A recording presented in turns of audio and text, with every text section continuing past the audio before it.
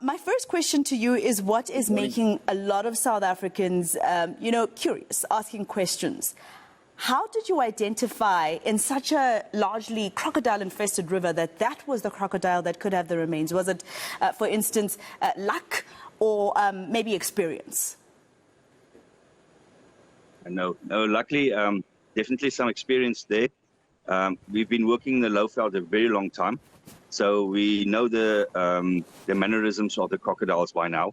So the reason why we knew that this one was involved in this case is that we'd studied the behavior of the crocodiles over the 3 and 4 days that we were searching there. As you can remember, we used a lot of drones. We used the helicopters there in the search. And during that search with the drones and the helicopters, we saw that this crocodile was only about 150 meters away from where the person had washed off the bridge. And it stayed there. It stayed there for the whole time.